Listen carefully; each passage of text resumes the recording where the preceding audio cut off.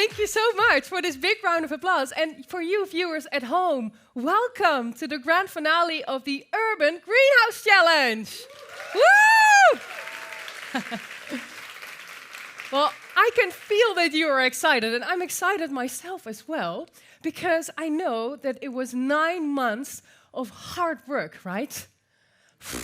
So you started off last November with 30 teams from 70 universities in 20 different countries, and you pulled it off.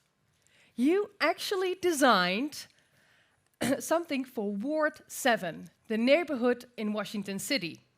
And not only did you pull off that you produce food there, but also that you create social impact with your designs. How cool is that? And today, we are here with the 10 final teams, and maybe the other teams watching at home, for the grand finale. And today we will know who will be the winner. But a very international crowd, so I'm really curious to see, where are you from? And now I'm going to call all the different continents of the world. And when you hear the continent where you are from originally, you can give a big shout out. Okay? Are you ready? You know your continent? Okay. Can I get a big shout out from the people from North America? Okay, cool. Australia. South America. Yeah. The Middle East. Yeah. Maybe let me introduce something. The catch box. This is a box, and when I hand it to you, I can throw it to you, and you can talk in it, like this. Don't talk like this, because no one can hear you. So where are you from? I'm going to throw it to you. Hello, I'm Palestinian. Woo! Okay. Welcome. Great to see you here. And maybe there are also people from Africa. Yes! Wow! Maybe you can throw it, Mustafa. Wow, where? Hey! Where are you from? Which country? From Togo. Oh, cool. Nice to have you here. Okay. And are there any people from Asia in this room? Louder. Yay! Woo! Only 3, I think. And people from Europe? Yay! And Antarctica? No. Okay. I'm not very surprised. Okay. But we're not only with the people here in this room, there are also viewers at home. And of course, I'm also curious to see where they are from. So, and for you in this room, you can now grab your phone and type in the URL that will be on the screen. And for you viewers at home, you will also see a URL on your screen. And you can fill in the poll, and then we will know where everyone is from. And we will also know if the people that have screamed very loudly, where we heard the most noise, if that also, we also see that back in the poll. So go to wur.joinlive.tv. And the results will come up on your screen. Or on this screen, I mean, in the room.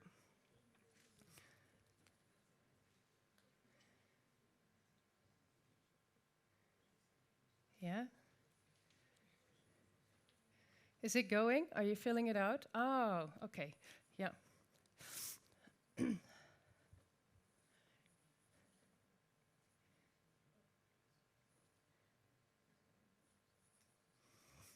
Okay. So there were some people from South America here, right? Yes, okay. So you doing like this. Where are you from? Maybe you can throw the catch box to her. Yes. Yes. Where are you from? Is it working? I don't know. From Colombia. Okay. Where about in Colombia? Bogota. Oh, I've never been, but I'd love to go there. And maybe you can give some direction to the rest of us. If we would go to Colombia, what should we definitely do? You should go to see the whales The whales? Yeah, the whales on the Pacific coast. Yeah. Like in June and July, there is a lot of whales. Oh, Yeah. okay, cool. Has anyone ever done that? The whales? You can wave? No? Okay, well then we have our next trip planned. We will go to Colombia to see the whales. I have some results coming up here on the screen.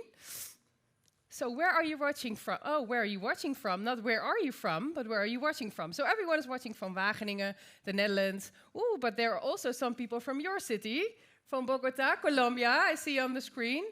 From Denmark even. Okay, cool. LA, Los Angeles. Okay, so India, Brazil. So we have quite an international audience at home as well. Okay, so and another question, because you have been working in interdisciplinary teams a lot. So just share with us your background.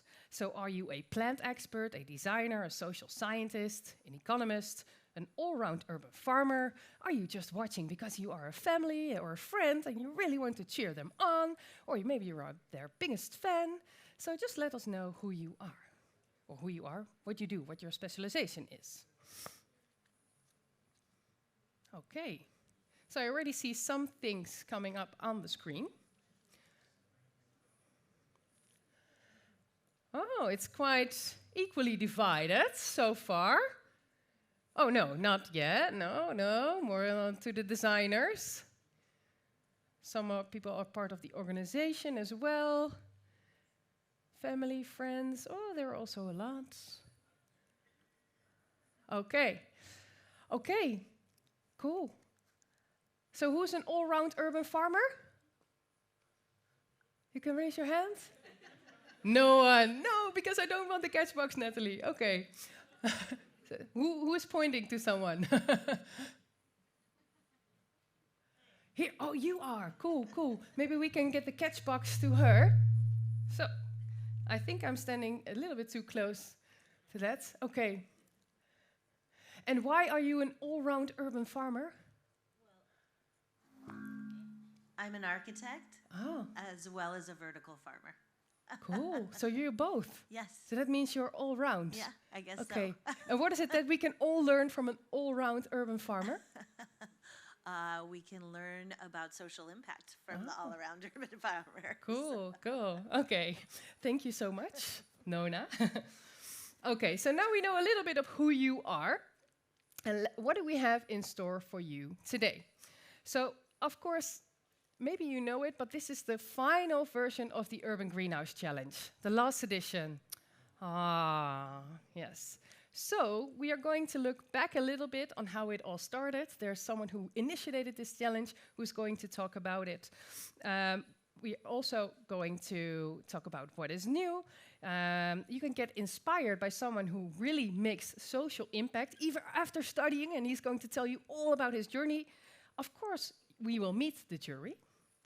And we will find out who will be the winner of the Local Residence Award and, of course, the winner of the Urban Greenhouse Challenge. Yes. So, let's welcome our first guest here on stage. Without her and her team, this challenge wouldn't have existed. So, because she's truly committed to improving lives of the unserved communities. She's a professor and PhD program director of the University of the District of Columbia. Please give a big round of applause for Dr. Sabine O'Hara.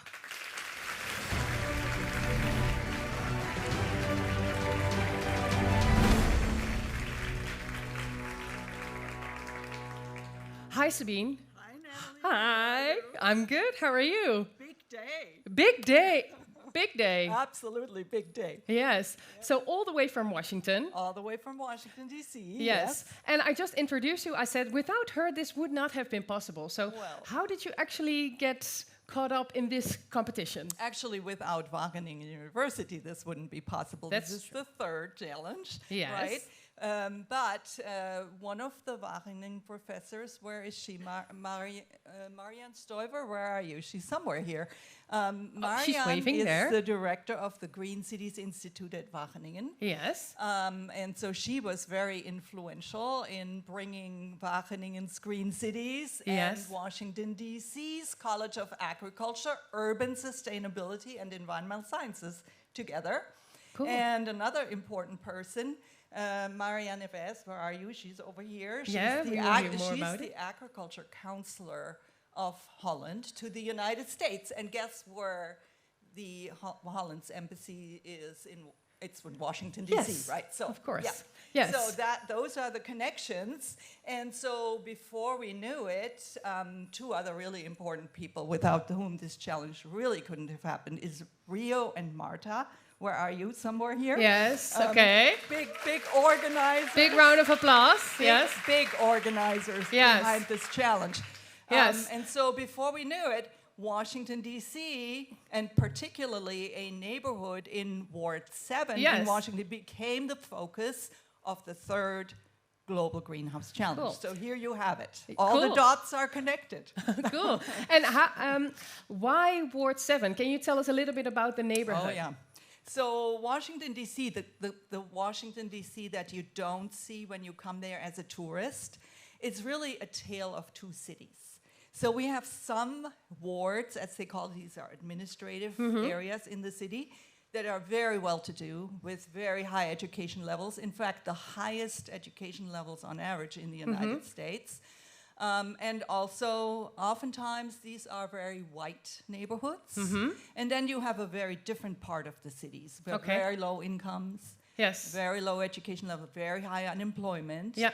and what we call food apartheid neighborhoods. Okay. Can you tell us So, something about it? Why do you call it in, that? in 30 seconds, long history.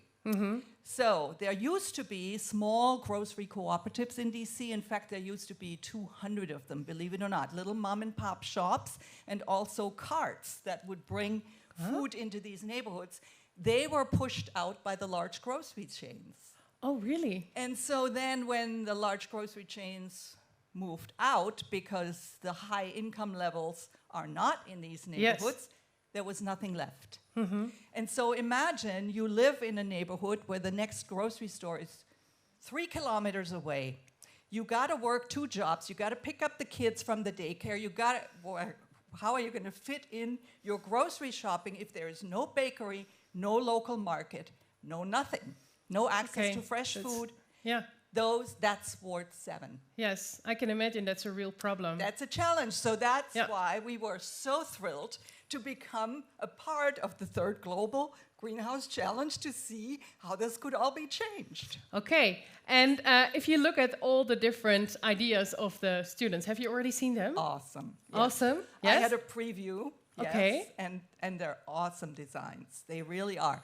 Because they were able to actually connect all those dots in the neighborhood. Fresh food, jobs, access, socializing space, reconnecting with nature. You'll find all of those Yeah. in those designs. Yes, and in your perspective, what would be the optimal result that all these amazing designs could of this challenge could lead to? Oh, this is just my next challenge now. We got to find funding to actually build this thing. Okay, so you actually see that as your challenge. I would love to see that happen. And in fact, I'm, just bringing greetings from the local neighborhood too. Yeah. The local residents had a tough time making a choice. And what they said is, so we actually have to find more lots in these neighborhoods in Washington, D.C. so we can build more than one. Wow. That's Now- what they gave back? That's a long wish list, I know. But Yeah. hey, But you have to dream big. if you don't dream, it can't happen, right? No, aim for the moon and then you'll end up in the stars, right? That's right. Yes, exactly. And what is it exactly? Because you take it on as your personal challenge to actually make that happen. So what would be your next step then? Well, we're going to have to see what the winners are and Yeah. see how we can, begin negotiations with different entities in Washington, D.C. And I hope that, you know, this program and other programs that you've done also reach larger audiences. And so if anybody wants to work with us to start the next challenge of funding actually an urban greenhouse in Washington, D.C.'s Ward 7 neighborhood, come see me. Okay, so who would be up for that? Just raise your hand. Oh, okay. Oh, We've got some donors already, see? I see, yes. I see about 20 hands going up, so that's cool. So Very you have cool. the right people. Very cool. Now you just need to do it together Exactly. and make it happen. We're going to have to organize it, but we've done things before, so this wouldn't be the first time. Okay. Cool. Well, thank you so much for your Thank time. you. Sabine, Thank you, big round of Natalie. applause for Sabine O'Hara.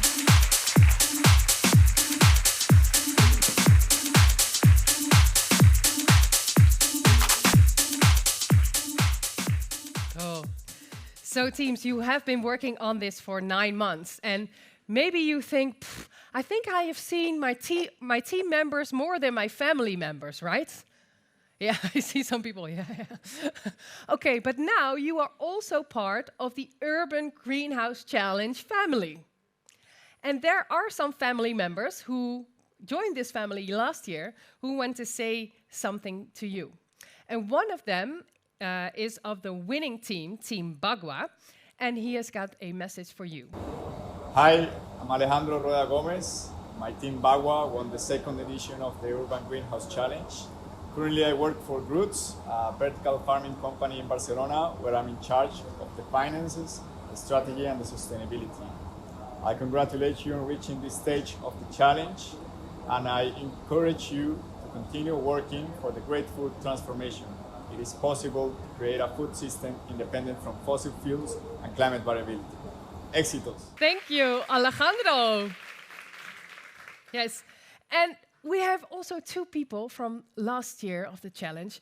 They are joining us all the way from Brazil, and they made it to the last year's finals. So please give a big round of applause to Ingrid Hop and Ana Victoria Gonçalves of Team Cora.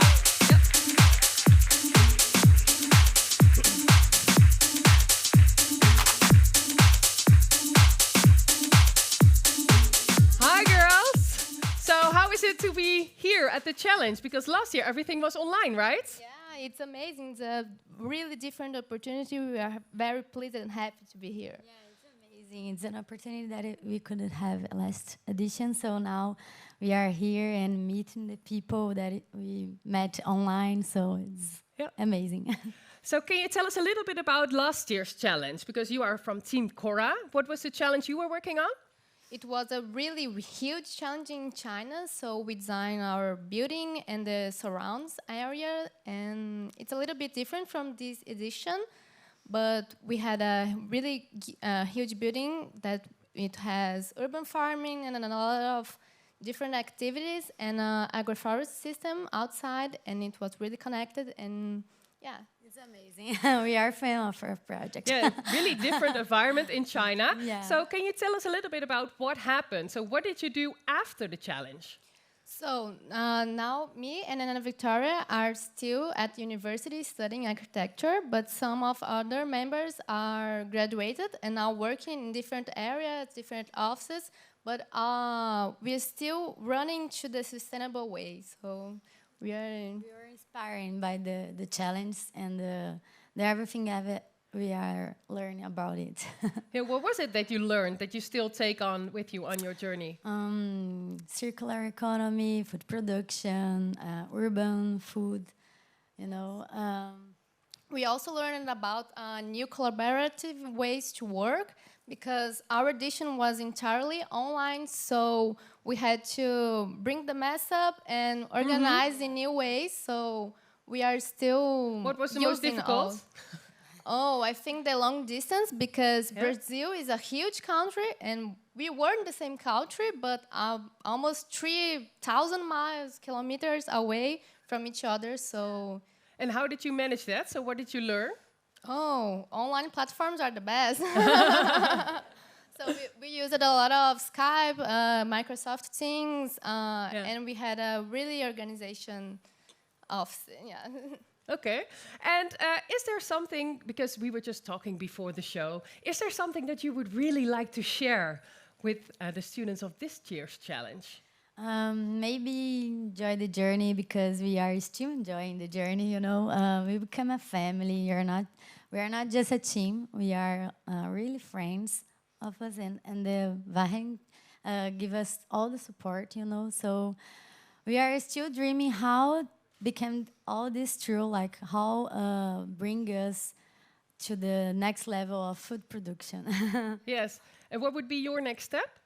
Oh, I think that the next step for our team is trying to make this dream come true. And we made a different contest using our projects and trying to make it a reality. And we are talking about with our university and some partners. And yes. What can you tell us about that?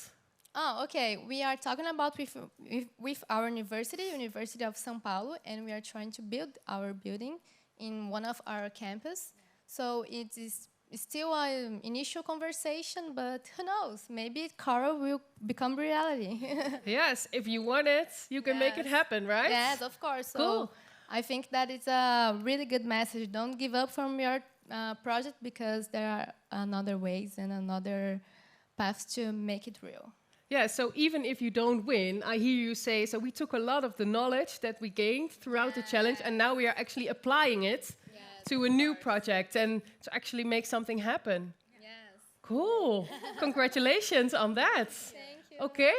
Well, thank you very much. Give a big round of applause of Tien Cora, Ingrid Hop and Ana Victoria Gonzalez.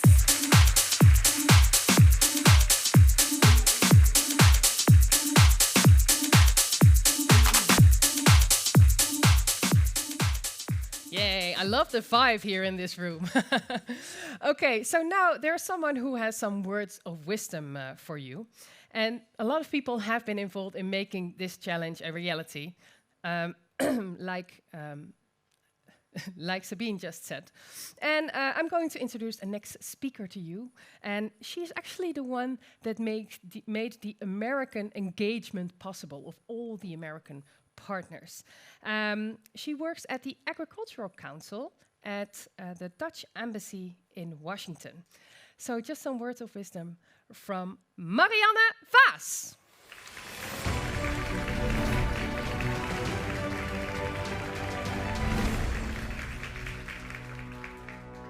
Thank you very much. Well, that's too much for me to be introduced in such a way, but I'm very happy. I'm also very grateful for the words of thanks from Sabine and from Marianne Stuiver, because indeed we have been working together for quite a while to make this possible. And I think today's Greenhouse Challenge for the District of Columbia is really a wonderful challenge. I want to tell you something about the work of the embassy, and I want to tell you a little bit more about the cooperation between the Netherlands and the United States, because it fits really well with the challenge we are talking about today. The embassy of the Netherlands in the US works very hard to establish collaboration and cooperation across the board with US federal agencies and the ministry, individual states, research institutes and universities, and of course companies, American and Dutch companies.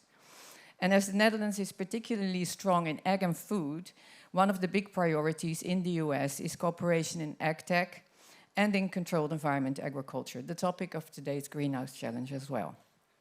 Currently, we already work together with Washington State on robotization and automation in fruit tree orchards. With California, we have established a roadmap for the introduction of controlled environment production, and the same we are working with Kentucky and Pennsylvania. And as already mentioned, in the capital of the United States, this huge country, we work closely together with the University of the District of Columbia, who is already for a long time working on food hubs in DC in particular. Now, this collaboration already started before COVID, but the pandemic showed to all of us, once again, the need for less extended supply chains and less highly concentrated food production systems. They are very vulnerable. And the Federal Ministry of the United States, the USDA, has also recognized the need to work on more regionalized, urban and diverse food systems that produce fresh and healthy food closer to home. And therefore, it created 17 urban offices who will work together with municipal agencies and communities to establish such food systems. And it looks like the work of the UDC has already been doing, and I think there will be great connections possible. So today's finale of the Greenhouse Challenge, in which the winning design for the East Capitol Farm will be announced, comes at the very right moment.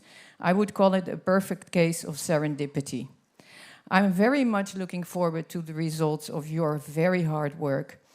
And as I said, it is the right moment, and I saw a slogan on the t-shirt of MOD, which said, "Be sparking the future." I really think you will be sparking the future, and not only the winning team, but all the other teams as well. And I think I can assure you, you will have a great future ahead of you, because people like you are really, really needed in the future.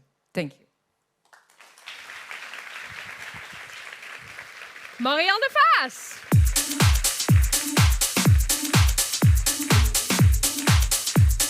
Yay. So our next speaker is joining us, and who has really made a positive impact on society.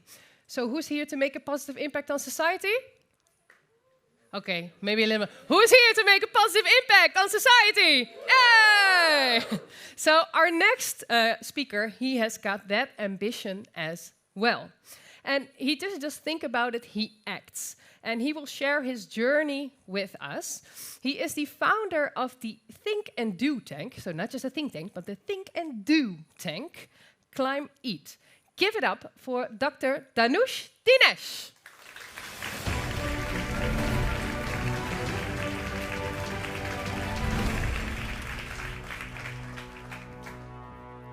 Thank you, Natalie, and thanks to the organizers, Martha and Miriam and others, for giving me this opportunity. So I was asked to give some words of inspiration, and I was just thinking, I'm standing here between you and the big announcement, so I can imagine you're thinking about who's going to win, so I hope I can get some of your attention. But the point I want to make is, as Natalie mentioned, I had this idea also a year ago, and I've made it happen, and I'm making that happen now as we speak. And hopefully that can offer you some inspiration to get these ideas, the winner, as well as the people who are second or third or fourth, whatever, to get those ideas into reality, and it's possible.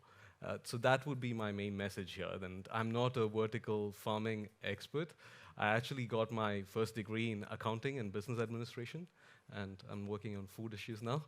And so I was not always very conscious or in the pursuit of social impact. You know, I studied business, accounting. I wanted to make lots of money. I did my master's in business administration again. This is at home in India.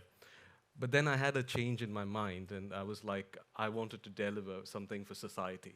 And I was looking at what are the key issues, and what came across to me most was climate change. And we could really see the impacts of climate change, especially in southern India, where I'm from.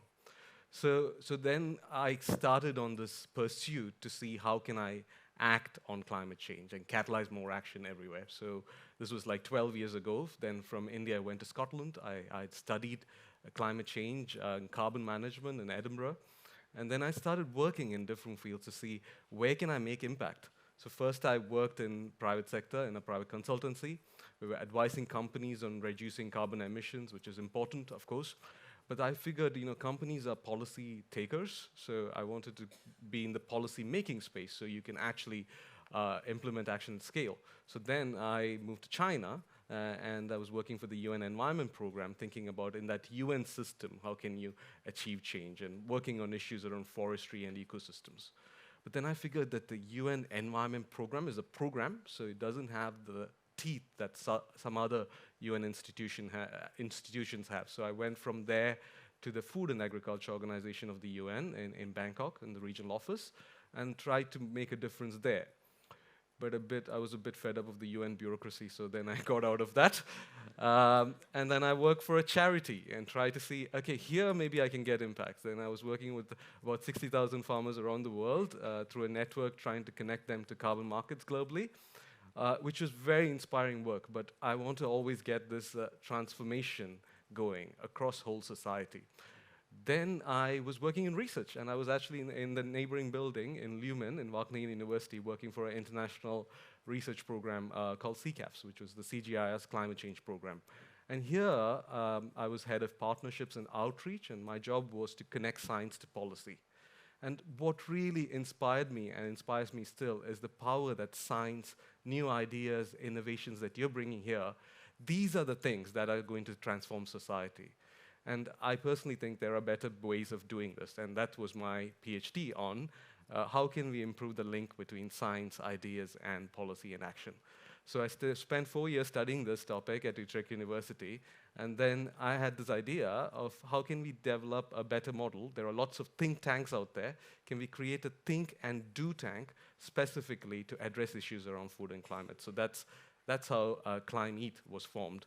And it was announced at COP26, the climate conference in Glasgow last year, and we've been operating since the beginning of this year under the umbrella of the Netherlands Food Partnership. So it's still a very new organization. Maybe you don't know about it, but we're doing some pretty ambitious things, and I'll share that with you. And urban farming is going to be a key part of what we do. We don't have any credentials in this, but when we think about it from climate perspective, what are the big wins? And we believe that urban farming will deliver some big wins for us. So this is about let's start doing, but you're already doing it, but let's take that to scale to transform food systems. So, you know, this is something my colleague Liane here and I worked on, and when we looked at the food system and the institutions that are out there, we were like wondering, do we need another one, another organization? Aren't there enough organizations in the science and policy space? Do we need something new? And we came across the conclusion that if we really want transformation, we need to change the institutional landscape that we want. I mean, there are some institutions which are simply not fit for purpose, and unfortunately, we need to close them. That's the reality. There are some other institutions which are part of the legacy, which needs to be reoriented towards the goals that we would like to achieve around climate change, around social impact, and that needs to be a big part of the agenda. And the third bit is about we need to create new organizations. I've seen, it was interesting to hear from the experience in the US. In the US, I've seen think and do tanks emerge in other sectors. Can we bring that kind of thinking also into food and climate issues? And I think there's a huge opportunity, especially here in the Netherlands. It's a hub for food and climate activities. So we set up Clim-Eat as a think and do tank by design. So we want to bring new ideas to the table or new ways of looking at things, and we want to get them actioned. And that's what we're working on. So we want to step outside, you know, the business as usual ideas. Often in the food systems, I see, you know, people are pushing the same old ideas again and again for probably like 30 years, and they still don't work, and they keep pushing it because, you know, there are vested interests in that. So we need to step out of that. We try to bring new ideas and new ways of thinking about problems so that we can offer solutions. We want to do this through improved ways of communicating and knowledge synthesis and generation so that we can get knowledge to policymakers and decision makers, and then we step in to work with them, to support them to actually get action done. So for example, there's a COP27 happening in Egypt this year, and we're working directly with the Egyptian presidency. We are advising them on what are the priorities around food and water, and how can we get this done. So we step in to support partners to do the work to get things done. And we will work till 2030, that's our vision. We have set up for a problem, we want to solve that problem. And that's to get accelerate a just transition to resilient and low emission food systems. So this is not just me. I started with just myself, and you know, at the initial stage there was not even any funding, so I started with my savings. But now we have a team, and I would like to introduce 3 of my team members. You're here, Marilee, Liane, and Wiebe, and we are part of the team, and there are a few others as well elsewhere in the world, and we've come together as part of this team to try to make this happen. Because what do you say? Teamwork makes the dream work. So that's what we're going for. And this is a group of thinkers and doers, and together we want to get this change. And we have this extensive global and national partnerships from previous work across a number of different areas, and we want to offer that together to deliver the change we'd like to see. And then we were thinking about, okay, we want to have this vision, we want to connect science and policy, food and climate. What are the key things that we want to focus on? And the first area that we focus on is around rerouting farming livelihoods and rural livelihoods into new pathways. So like if we want transformation, lifestyles, livelihoods need to change. So what are the new things that we need to foster? And actually, one of them is urban farming. So if we go around the current trajectory of agriculture practices and production, by 2050, we need a land area equivalent to the size of Brazil, your country, to meet the demand for food. And that's simply not possible without losing forests and biodiversity and all of that. So we really need creative solutions, and we think urban farming is one of them. We are also looking into regenerative agriculture, making markets work so that people can actually transition into these new pathways. Then we are also looking at, climate change is happening already. We can do all these activities for 2030. What can we do now to help farmers and farming livelihoods secure themselves? Insurance and providing advisories, digital tools, those kind of issues. We are also working on reducing emissions. And here we see two wins, that topics we work on, food loss and waste, and changes to dietary patterns, so that can help reduce emissions most easily. These are the low-hanging fruits. And then we're working on realigning policies and institutions in those kind of bigger picture, creating the enabling environment for a transformation. So we started thinking about urban agriculture. So we're not experts. We were like, what are the opportunities in this space from climate change perspective? And my colleague wrote this article on leafy green skyscrapers, and it really looks at the potential of controlled environment agriculture. And we really think there's a huge opportunity here. There's a publication that will come up in the next month or so, which covers the issue more comprehensively from the climate perspective.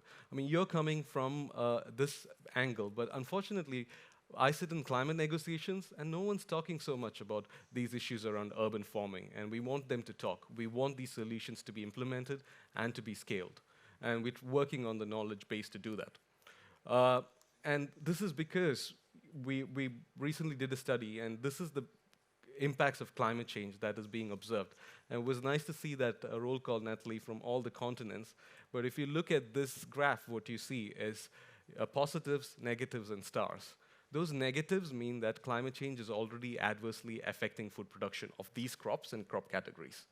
And positives means it's good, star means it's mixed. But you can see that overall, already climate change is affecting the production of key crops, and that's going to really affect our food security.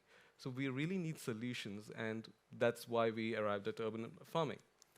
At the same time, population is increasing. For example, in Africa, another continent, which I would like to see more representation next time, 230 million more youths mouths to feed in urban areas by 2030. So that's a challenge and an opportunity, and we need to step up to that. And at the same time, we see in Africa, in sub-Saharan Africa, the import bill is increasing.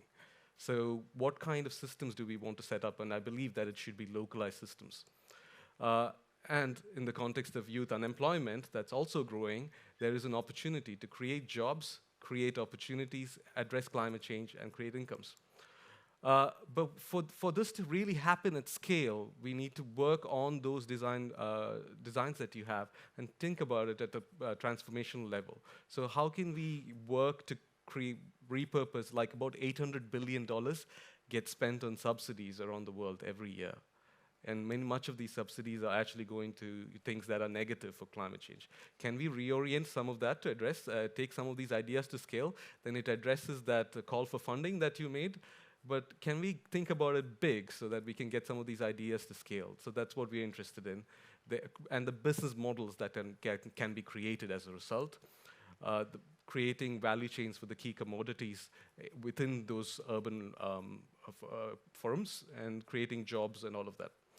So what's the way forward that we see in terms of bridging science and policy, particularly in the case of urban farming? So what would we like to see as a think and do tank? And consider this like a plea for partnerships, because we want to work in the space. You have the ideas and we have the networks, and maybe we can come together and address some of these challenges together at the grand transformational scale.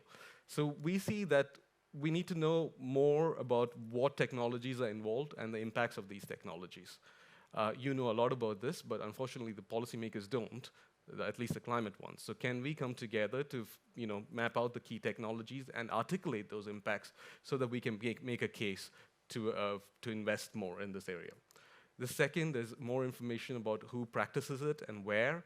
I think that's very important when we think about flows of climate finance, and it was good to hear many continents represented here, but we need more diversity. I think one person from Middle East, we need a bit more in that region, and also Asia, my home continent as well. So we need to build that base of activities on the ground, which is where it is taking place, where it can take place, and how we can bring costs down. So if we are able to come together and build this evidence base, I really believe that we can make policymakers convinced in the climate negotiations to invest more in this area. And so my ask, whatever you want to put it, is like, can we partner together to address some of these issues so we can create more social impact together? So talk to us later as well, and we'd love to work with you to help do this. And if not us, then who? If not us, if not now, then when? So we need to come together and get this going. Thank you. Okay. Thank you. No. No, he's like, can I go off stage? No. Because I can imagine that people might have questions for you after hearing your story.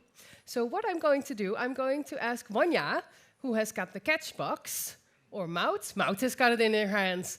So Maud has got the catch box. And if you think, oh, I do have a question for Dhanush, then now it's time to pose it. Or maybe you would like to react to some of the issues that he raised. So is there anyone who would like to ask him something? Maybe you just need, yes, of course. So to the gentleman, Maud is now coming your way. You can talk in the catch box. Yes. What is your name and what is your question? No, in the black part. Yes. Sorry, I didn't know if it was on. My name is Nicholas Lanyao. Thanks very much for your presentation. I just wanted to ask, what makes your think tank a do tank? That's a really good question. Dhanush. Yeah, sure. So we are thinking about these new ideas, like I mentioned, on urban agriculture, a number of other topics too, but we're trying to connect what the ideas are to policy processes. So I'll give you 3 examples of that. So as I mentioned, in the lead up to COP27, we work with the Egyptian government. They've appointed us as advisors for COP27. They want to launch a number of flagship initiatives on food, agriculture, water. And so we help them to design these initiatives, bring together the right partners behind these initiatives, so we can actually get initiatives which bring money and implement it in countries, which will be the action. Similar to that, we work with the UK government to follow up on COP26 from Glasgow, where a number of commitments were made. We're trying to get those commitments action. So we provide support in terms of thinking and doing to get some of that action going. And finally, we are also advising the G7 presidency of Germany to come up with a new initiative as part of the G7 process. So essentially, these are all policy processes that we are engaged in. We're trying to come up with new ideas and money and policies which can implement those ideas. So and when does it stop? So you start at the idea phase, so you help them with the idea, and then with the implementation, or how far along does it go? So we're only 6 months old, so we are at the stage where we have the ideas and we are sort of in the processes. But what we'd like to see is these initiatives being implemented, and then they deliver benefits for farmers and for livelihoods. So that will be the ultimate impact that we look for. Yes. But that will take a couple of years probably to deliver. Yes, of course, I understand. But that's your ambition, that's your goal. So don't let go after the idea, but then grab them, help them to implement. Cool. Thank you, Nicholas, for your question. Is there anyone else who's got a question? Yes, sir, here. Maud is coming your way. What is your name? My name is Ken Whitelaw, and my question is actually about the COPs. I'm just curious, with the passage of the 6 months since COP26, I mean, what's your perspective on it? Was it successful? I mean, if you look back now, how would you characterize COP26? I think, there were a lot of outcomes and promises and things which were made, but overall, if you look at the big picture, I'm not so happy with the pace of climate action because it was under the shadow of COVID. And this COP is under the shadow of the conflict that we have in Ukraine. And the previous COP, COP25, with the Chilean presidency, there were the unrests in Chile at that time. So my personal view is that we haven't seen enough action. because other priorities are coming up on the global stage and climate change is falling off the priority ladder. But we need to fix that because there's no other system we have for globally work coming together on these issues. But it's really unfortunate. And personally, I find it really frustrating because we know these issues need to be discussed, but now people are more worried about other issues. Thank you. Okay, so now you can throw it to the next person who's got a question. Oh, then you can throw it to me because I've got a question. Yay, Mouts. Woohoo! Okay, so I'm always interested in learning from people and also learning about what they did wrong. So if you could do the last 6 months all over again, what would you do differently? Last 6 months all over again? Yeah, or a year ago. No, I don't think I would do anything differently. No? No.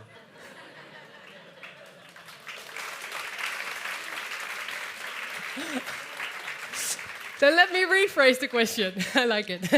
Let me rephrase the question. So, so what went well in the last 6 months or a year that you can actually give away as a tip to the audience here? So they might have to wait or follow us on social media for that, because this we will be 6 months old at the end of this month. So we are planning a birthday party. But instead of blowing our own trumpet and saying all the good things we did, my colleague Marilik over there, she's our critic in residence. She looked at all the work which we did, and she's been coming up with all what we didn't do or what we could have done better. Yes. So she has done that analysis, and we're going to publish that, and you can see. Wow. Oh, so you're just saving it for your birthday. So that we get some followers on social media. But it's more around... What is your handle? Social media handle? It was in my presentation. Was it in your presentation? Yeah, okay, cool. So people can follow. Yeah. Okay. But just to say, it's what we'd like to do better is we've been good at getting into policy processes, but policy processes don't necessarily mean impact. So what we're trying to do better is how we can get from informing policy at the high level to getting impact on the ground. So that's something we're conscious of. We're working towards that, but that's one area we would like to improve. Well, thank you so much. Give him a big round of applause. Dhanush Dinesh. Mout.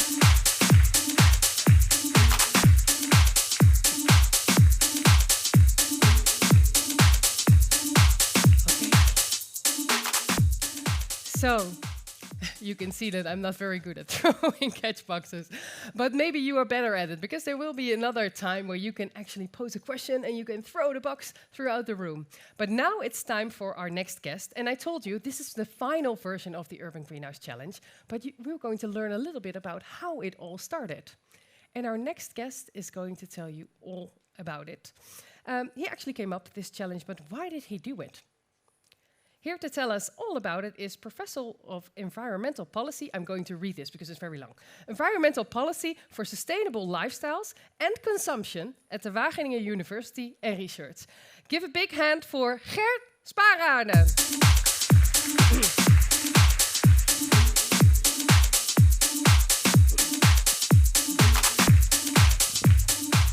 Hi, Gert. Hi. Hi. Good to see you. Doing well. There's a lot of energy around here. Okay, yeah, but it's not just me, it's also you. Of course, so, of course, yes. Cool. So, I was, just my first question, why did you initiate this challenge? Well, it was not me as a person, of course, but a group of people that thought that Wageningen University should think about, well, what is the next step in food system transformation? Yes. And what do we need extra for a new investment? Yeah. And then, since it was its 100th year's birthday, they gave herself a present, and that was the Greenhouse Challenge. Oh, okay. And I think, well, there were a few people around that thought food system transformation are very often discussed in terms of farmers being outdoors, somewhere in the fields. Yes. It's kind of discussed from a very technical, production-oriented approach. So the urban food dimension, with consumers in the lead, with well, a kind of innovation that is social next to kind of productive technical, that should be added to the Wageningen University agenda. And when Rio and me, we just interviewed all the directors of the different divisions, and they were all agreeing in the end that this should be done. Yes. And I'm really happy that at that time they agreed, because see what happened 3 editions later. Yes, I totally agree. And what is actually the difference between the first edition and now the second and the third? Wow. Well, of course, the overall climate has changed in terms of not climate change, but society is thinking differently about urban food now, because it used to be kind of dismissed as, irrelevant, and now it's a big thing at our agendas, and that's something that's happened worldwide. And that's also. How do you see that? That's changing? Well, you can just look at the publications, but especially the growing body of knowledge about food production, what kind of food could be produced in an urban greenhouse, but also what does it do to the combination with water and energy and waste and so on, so the other sustainability dimensions, climate. And then especially how does food system transformation happen on site with real people in real places? And how does it work out differently in China or Amsterdam or in Washington? Yes, and I think what that was kind the of difference actually in terms of knowledge that you gained or that the students gained in which you learned from? Well, the first generation was Amsterdam. It was an old prison tower. And actually, it was a kind of redecorating the tower. It used to be a prison, right, yes, in Amsterdam? Yes. Like a building. And it was a fixed building. So for the students, they just ask, what are the floors and can they just carry water and so on. So there was a lot of design issues there because it was an already existing building. And of course, they should connect it to the environments, but it was all more kind of, pre-given, some of the technical design parts. Yes, so it's more about filling it in. Yes. About what is already there, okay. And I think what we learned from that there should be a little bit more space for kind of, fantasies for the teams to come up with a really not just one building, not just one tower, but basically a local food system. Because what you see today, I've been studying some of the things that were now produced by the teams today, and I'm really impressed by most of the things were not just a tower. It was an idea. It was something in an environment. It was an urban food environment, really connected to the rest of the city. Yeah, you are not in a jury, so I can just ask you. So what was it from one of the ideas from this year that really impressed you? Well, I told them, so I gave them a compliment for it. It's just the idea that you should not just produce something and then try to sell it to the local environment, but you should just kind of just bring it, literally go and bring it into the neighborhoods. So bring the food. Bring the food. So there was this kind of, actually this e-bus. I think that idea was kind of visualizing very much what I liked more in general, so that you just, instead of people collecting ideas and collecting food, that you start bringing it. So you build a network that goes out, so from the inwards, outdoors. So it's not a supermarket at one place, but that you bring the food to the people. Well, we see that a little bit more in the Netherlands, but that's not everywhere, because I order at Picnic. I don't know, other Dutchies do that as well. Or Albert Heijn, and they bring it to your doorstep. But that's not everywhere, right? No, that's true. But I don't make a plea for, the Albert Heijn retail cars. So that was not a good comparison. And raising new mobilities. No, of course not. Okay. You have to find a balance between just mobility, energy, water, food, and then, but the idea is that you go out and offer something to people on the spot where they live. That's the idea. So you produce it there, and then you bring it to them. Yes. Cool. You connect in many different ways. For example, going to restaurants and say, can you work with me? Can you sell my food to your local people here? So there are these things of reaching out. I think that's what I liked about this. That's about social impacts that we need. Cool. And then the second one, because I forgot China.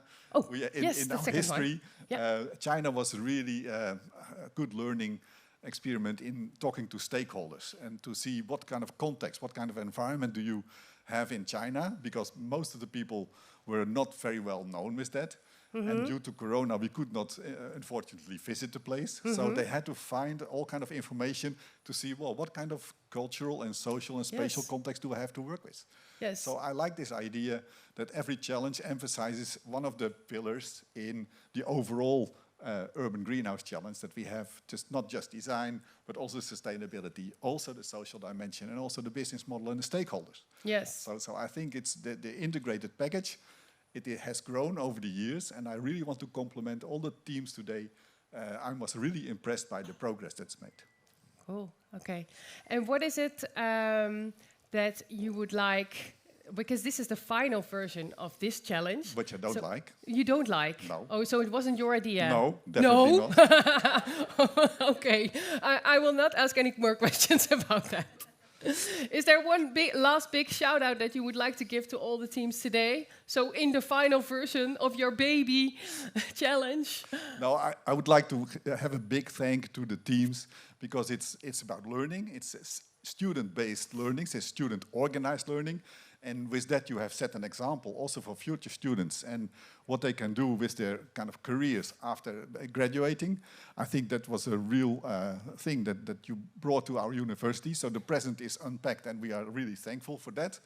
And I hope for the future that this family of urban greenhouse researchers, professional or otherwise students, PhDs, master students, that they can profit from what has been achieved so far. I believe they can. Yeah. Yeah. Thank you so much. Give Thank a you. big round of applause for Ger Spaarane.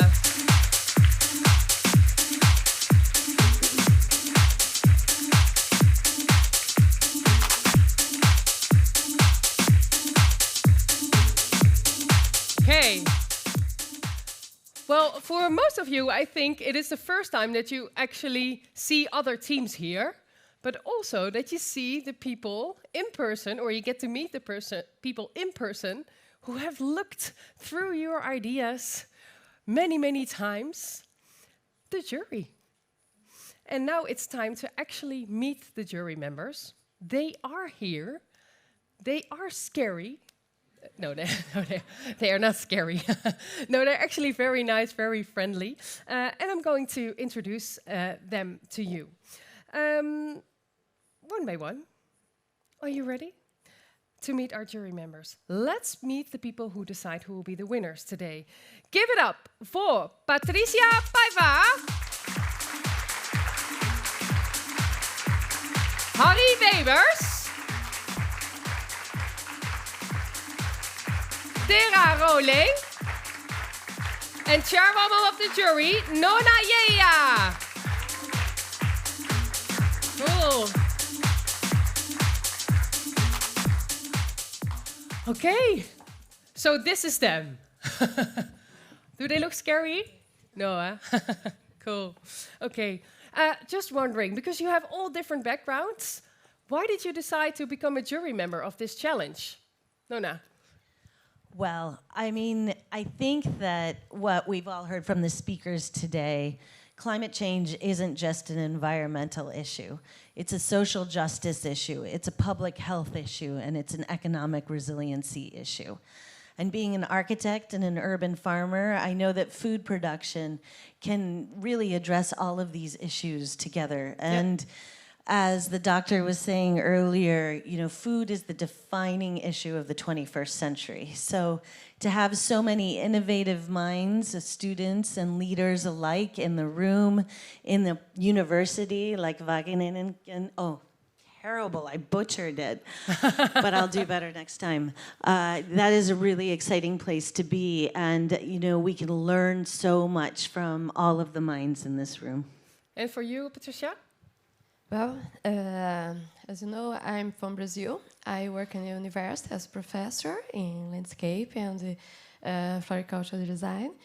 And in this, in my job, I have to teach students how to integrate areas, how to plan areas. So we have something in my courses that they have like a small challenge also to plan in some areas. And for me to be here, it's nice to see everything, nice to meet the students here, to see the ideas, how can they integrate it, how they can think about that. Yeah. So Tira, this morning you watched all of the teams, or you met all of the teams and watched their pitches. So what is it that you were looking for this morning? I think that because we read the reports, we saw the video, so it was so well prepared, and we had so much opportunity already to really get to know the projects. But then you want to know the people behind it, and you want to see what actually motivates them, and you want to see the inspiration and the dedication. And that actually makes a difference. So it just proves that things on paper already look really good. But then if someone sits across of you and tells about it with passion and with spirit, then that even makes the wow factor even bigger. Yeah. And how was it for you, Harry? In fact, the same, because let's say I am a child of the Club of Rome. I started at Wageningen University. I'm a Wageningen ambassador also. You know, I'm inspired by People, Planet, Profit, but not by paper, planet, profit. And today we met people, the tension, their thrives, they're ambitious, their moonshots. And that was very inspiring, and I'm always inspired by young talent. And this, of course, is young talent that will lead the world in a few years. That's my conclusion. Yes, because in your daily life you work as a senior consultant, right? Yes, I'm a sanitary engineer, environmental and sanitary engineer, but I also was a CEO of an international consulting firm. Ooh, no, okay. it's just a job. It's just a job. But I heard that you also coach a lot of young people, right? Yes, that's right. Why do you like doing that? It's learning for yourself, but it's also giving. And I learned in the United States that it's learning, earning, returning. So in fact, coaching is returning, giving back your experiences, your knowledge, your faults to young people. That's marvelous to do, but it's also a way of learning yourself. Yes, and when you meet young people like these, so what do you sometimes see that their challenges are? And what do you then give, well, of what course advice can you give them? There are, of course, several challenges. They are young. I think they gain a lot of information in the next years to come, but also experiences, good and bad experiences. But I was flabbergasted by, let's say, the multidisciplinary teams from various countries, all working together in that COVID period, online. Some of them coming to Wageningen today, coming earlier, a few days. And that's, of course, the new way of working together and being effective and having impact. Yeah, that's true. And what is the best advice that a young person has ever given you? They gave me, the best advice they gave me, I think always be curious. Just as young children are, be curious, investigate nature, people, how they think, how they work together. That's the point, I think. Academically curious. Academically curious, cool. And Patricia, so you teach at the University of Lavras, you just told us. And you also work a lot with young people, because you are also responsible for the Young Minds program within the International Society of Horticultural Sciences. That's right? Okay. So what did the Young Minds of this challenge surprise you with? Well, one of the points is all the groups for me. They have the concepts of horticulture and the sustainability to clear for them. All of them work better with these concepts. But I think it's very important for the future, for the change, for the climate, how they are thinking for the future of the world. Yes. So it's not maybe not just the concept, but that they are constantly thinking about the future of the whole world. Yes, yes. Yeah, they are integrating this. This was nice. Since we started to think about this, it's something like new in the world. There is just a couple of years, we started to talk about this hardly. And for them, for the young minds, this is too clear. True. Yes. So Tera, you work for the Sustainable Urban Delta. Can you tell us a little bit about what that is and what you do? Yeah, it's a foundation that started by the CEO of the company that I work for Priva. So Meini Prince, started the foundation also to bring attention to the fact that we need to change the food system. And I think that everyone here agrees with that. And also with the time, it's become more and more obvious. But Priva is it's a technology company. So greenhouses, we control environment, we control the environment in buildings. So for us, it's pretty clear the technology is there. You can do anything with the technology, but it's not enough. It's more. It is. Well, it's an ecosystem, and also for food production, it's it's so much more than that. It is the social impact of it. It is the climate adaptation or the climate change that you can also adapt to through food production. So the Sustainable Urban Delta was actually started to bring attention to that and to prove the power of food. And the students have proven the power of food, right? And that's why this is so relevant. This is why the Sustainable Urban Delta is so at its place here as well, because we've seen these plans, we've seen the projects, and they all prove that what we're trying to bring to a bigger audience, that we have now a number of projects that we can say, and this is how it works, this is how you can do that. What kind of audiences will you bring the projects of the students to?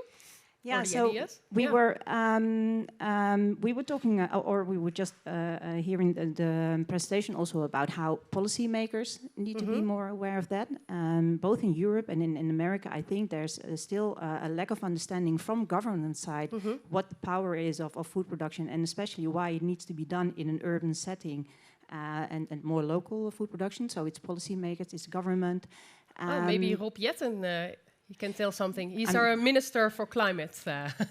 Maybe he can tell something about the projects. Exactly. Yeah. No, that would be a great success, right? Definitely. We need a platform like that. We need to we need more attention to this, but also companies, because actually also in private sectors. So Priva is a big, well, is an example of some CEO that really takes the step to put money where your mouth is, start a foundation, and get started. But I think a lot of private institutions, a lot of companies are actually very much into the 3 Ps also, and they want to do their part, and they understand that it's not just business, and that it's necessary to do more and to do more together. So also businesses. Yeah, I understand. Yeah. Talking about businesses, Nona, you have a thriving business. Actually, I heard that you built North America's first vertical hydroponic greenhouse. Impressive, right? Yes, you can get an applause for that. Because you are the CEO and founder of Vertical Harvest. So, because there are a lot of great ideas here, but it's really difficult to get things off the ground. So can you tell us a little bit about how you did it, and maybe also what you learned, what works or what doesn't work? Yes, I'd love to. I think that, it really starts with a mission. I'm an architect by trade, and I've always thought that architecture can be a vehicle for change. And we believe that, successful communities are sustainable ones. And so what is sustainability? And what does food mean to sustainability? So I come from Wyoming, in the United States. Who here has even ever heard about Wyoming? I've heard of it, but I don't. Honestly, I don't know in which state it is. It's actually a state. It is a state. Oh, sorry.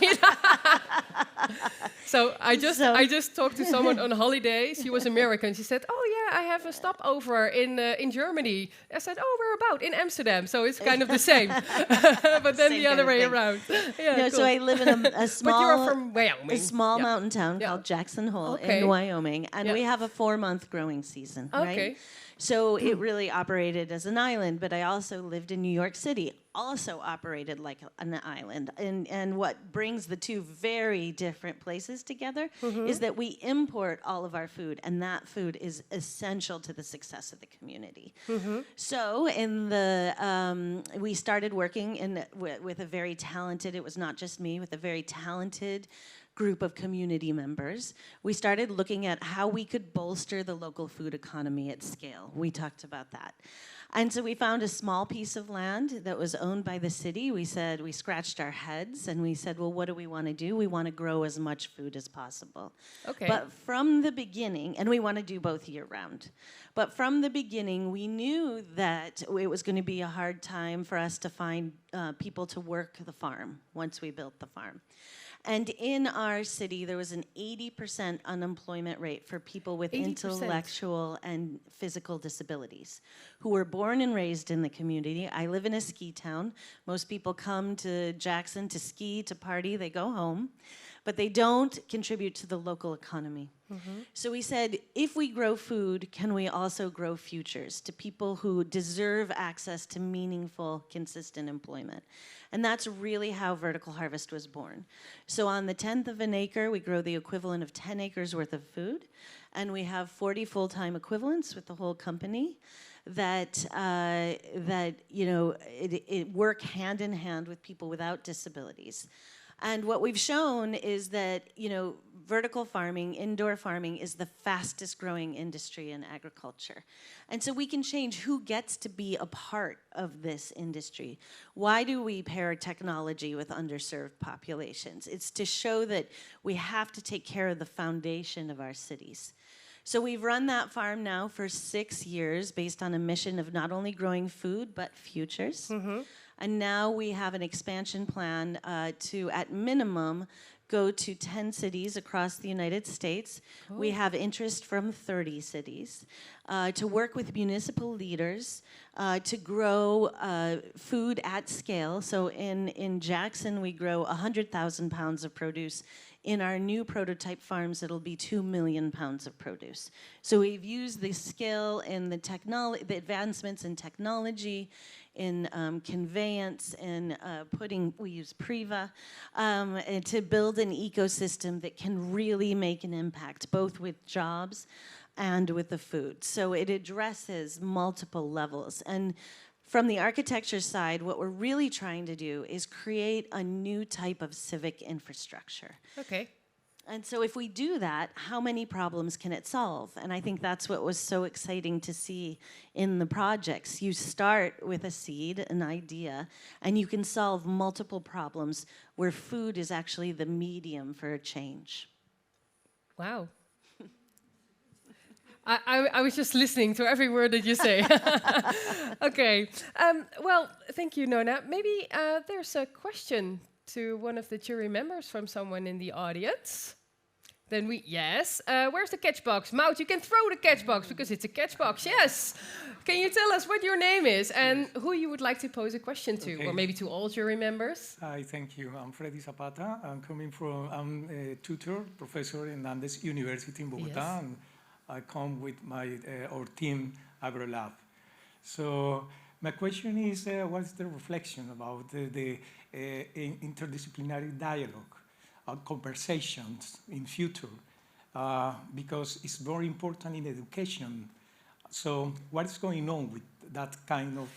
Maybe you can put the catch box a little bit closer to your mouth. And then what was your question? Because I couldn't understand. Okay, so the important about the dialogue, multidisciplinary dialogue that we need in future and mainly in education. So how is it important, or how important is it? In the future. Okay. Who would like to pick up the question? Patricia. That's my area. Yeah, yes, that's true. This is all yours, Patricia. What we're seeing nowadays, and we're trying to do both in the university and in the society also, is this.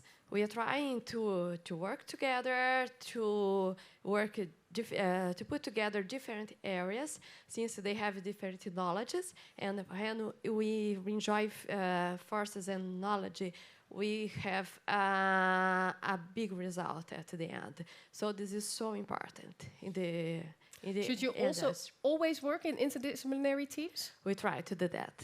We have this in the university, and we have some challenges, some project to be developed. So we put together different areas, different backgrounds to work on it, both in the society. For horticulture, it's important also.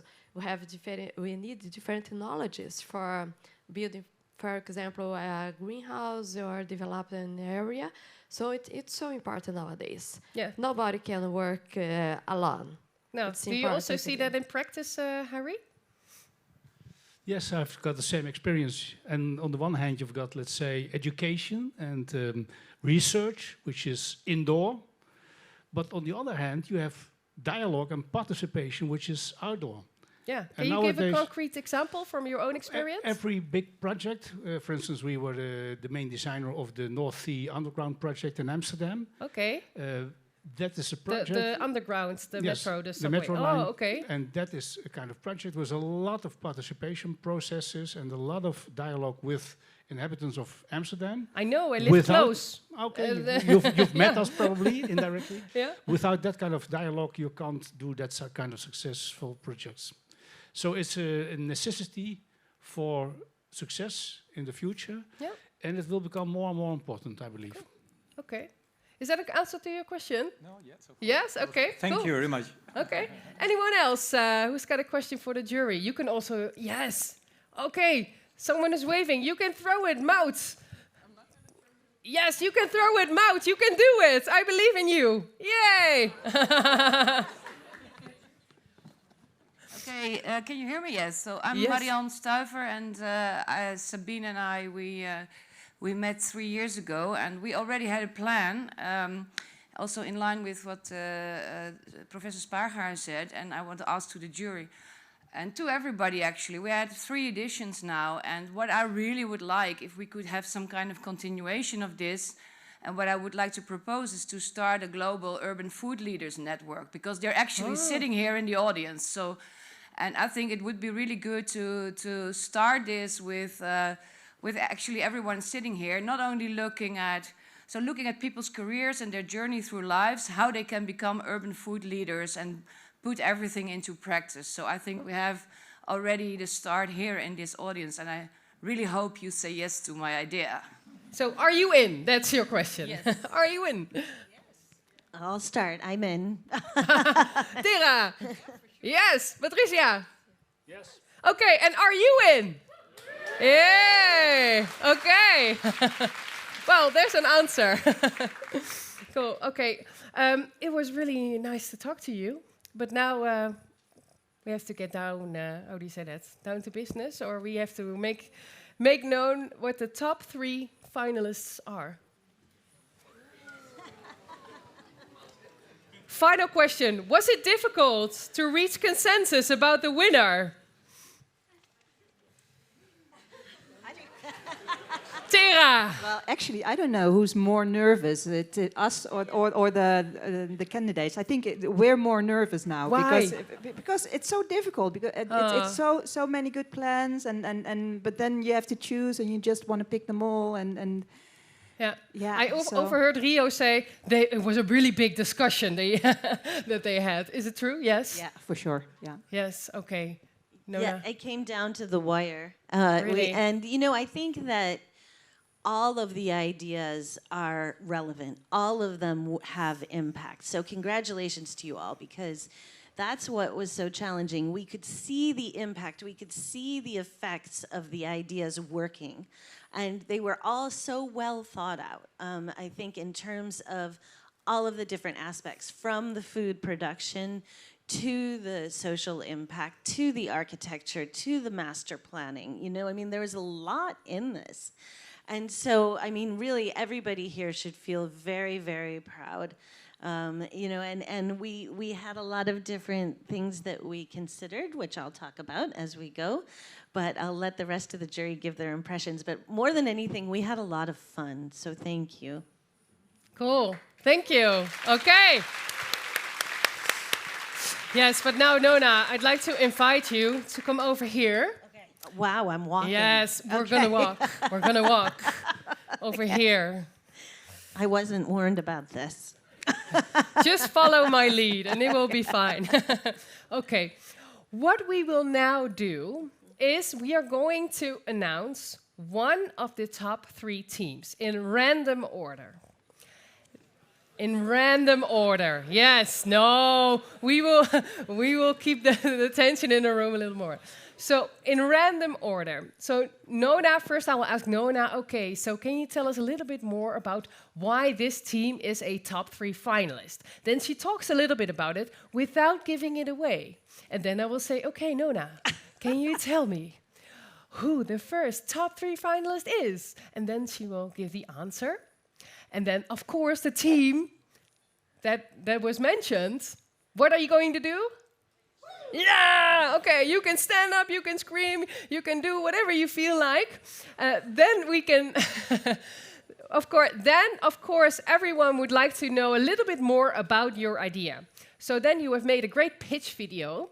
We will see your pitch video on the screen, which will give you, if you are the winning group, some time to actually take a breath, scream, yell, but also walk on stage here with me. And then we are going to do a quick Q&A with the audience, and then I'm going to ask Nona to come back to announce the second top 3 finalist, and we'll do that same thing over and over 3 times in a row.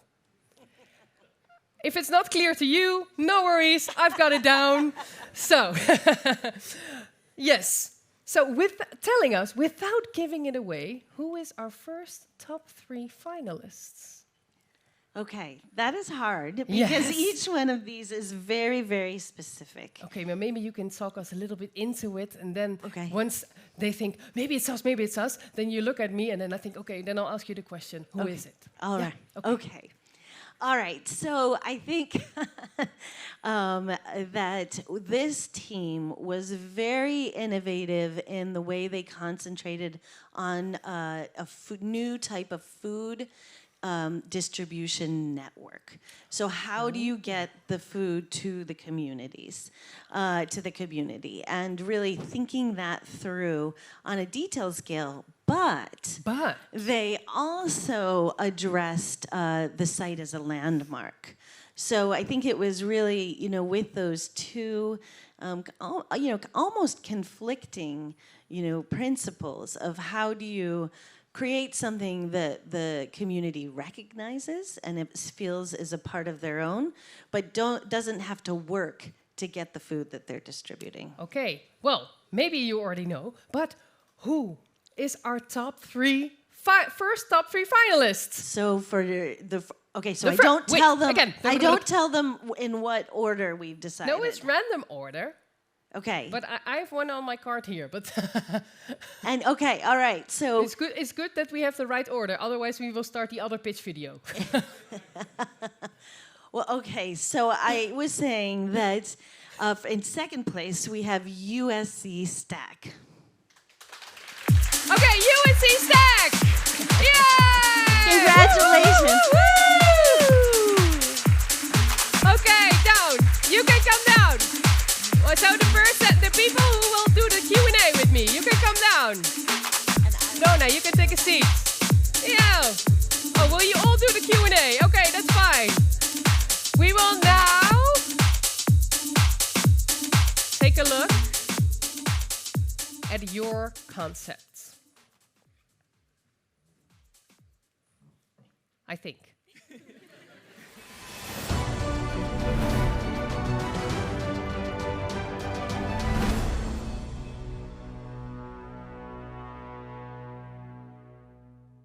Seven is well known as a beautiful, leafy green district along the Anacostia River.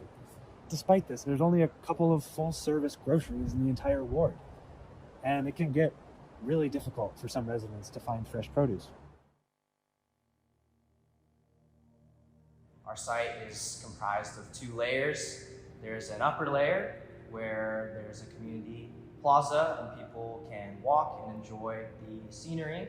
And below is our production facility where we house all of our buses and we do all of our packaging, cleaning, and maintenance directly on site. We use the current roof to create a new lifestyle for the people living around the site. We put an exhibition space as a very important entrance to attract more people to go into our site and go along the roof and enjoy the atmosphere that we created in the design. So for the green roof, one thing we wanted to focus on was accessibility with the staircases up to it, and also that hands-on experience that people can get learning how to grow their own food at home since they can take seeds home. There's a pretty large solar array on a couple of the roofs, so this is powering the entire facility as well as the buses. We have distributed mobile markets where we move these produce from the vertical farm to the communities. We work down towards a bus that doesn't emit gas and actually is all electric. This bus also is small enough to where you don't need like a bus driver's license, which gives more job opportunities to those who want to work. there was such a need to disperse food throughout the city. We didn't want to kind of force this expectation that people have to go out of their way to get onto the site, but instead find a way that we're really serving them instead of expecting them to just have to come to us. So at the end of the day, Stack is way more than just a farm. We're combining all the best aspects of the ecology of our plants, the economy of the local environment, and integrating sustainability as the centerpiece of our design. And for any of the residents living nearby, it's fresh produce 5 minutes from any location. What's better than that?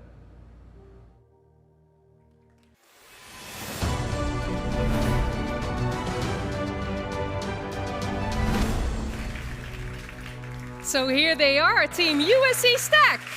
Let me grab the mic. How are you feeling, Calder? Nervous. No, you have to stand here in front of all the people and talk about your great concept. Yeah. But how do you feel, Paige? I feel great. I'm so happy that all of our hard work has paid off. Yes, I know. And Brooke, why? What was the most unique thing about your concept, you think? Definitely the bus. We're super excited about the bus to produce jobs, to bring food to people. That's the issue, is the accessibility, and to be able to give to a neighborhood that needs so much was really exciting for us. Yes, that's also what we heard back from the jury, right? Yes. And what I really noticed that I didn't know before, that you actually took into account that you do not need a driver's license to drive the bus, so that more people could actually have access to a job. Exactly. We were very interested in the social impact, obviously, so really integrating the community was super important, giving back in all ways. Cool, cool. And is it your first time here in the Netherlands? Yeah, it is. Yeah. When did you arrive? Really late the night before last. Okay. And how do you feel? Jet lagged? Jet lagged, but running on adrenaline. Cool. So, does anyone have a question here for this team when you hear their concept?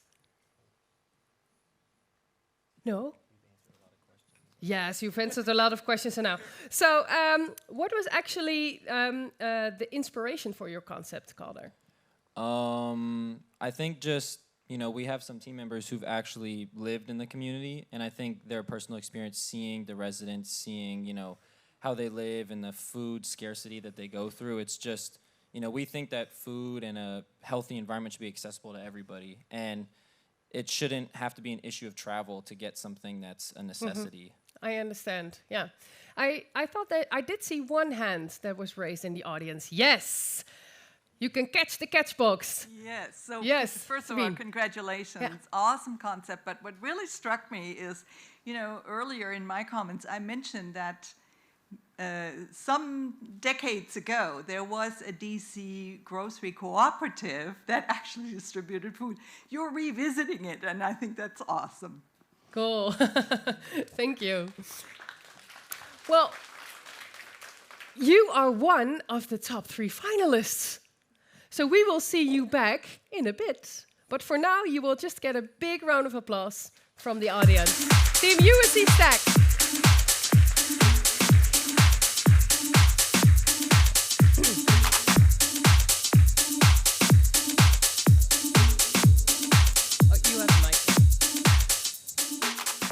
Okay, so now it is time to announce our second top 3 finalists. So Nona, maybe we can also do it the other way around, I thought. That first we will just mention the name, then they will come up.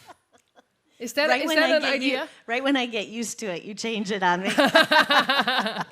Okay, let's do it like the first one then. Okay, Nona, can you tell us a little bit about the concept? Well, I think the second team that made it to the top 3. I think that one thing that you all really took on in such an intelligent way was the really limited budget of this challenge, and that really drove you. And as you all know, that was the first question we asked in the Dragon's Den, which, if you weren't supposed to be scared of us, I don't know why they named it the Dragon's Den. But so this proposal really balanced a budget that was actually very productive with a framework for the community that was placemaking. And so I think that was something that we saw, that those two things, this creativity and really production within the social context, within the agricultural context, within the community building context, really balanced with a budget that made a lot of sense and that was very detailed. Cool. Okay. Yeah. Let's just announce it. The second top 3 finalists of the Urban Greenhouse Challenge is AMS Caterpillar. Yay!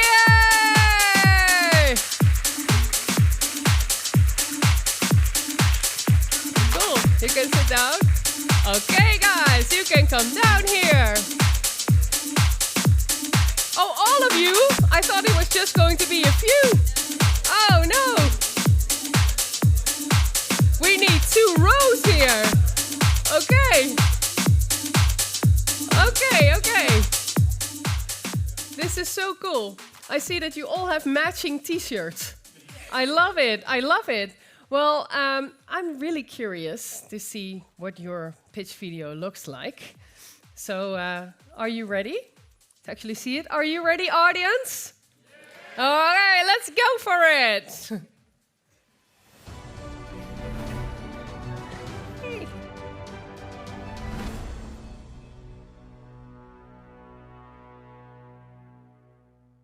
Let me paint you a picture of a summer festival at Caterpillar Farm. A day off for you, your friends and family. Start your morning off by picking some of this season's yield at Kaleidoscope Community Garden. Enjoy a cooking workshop by our chef in residence.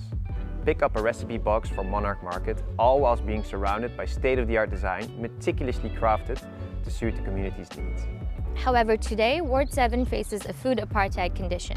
This means that fresh food is a long car drive away and health issues like diabetes and obesity occur at high rates. And demographically speaking, Ward 7 is primarily African American with families including young children and working parents. One solution to alleviate this nutritional scarcity is an all-encompassing urban farm.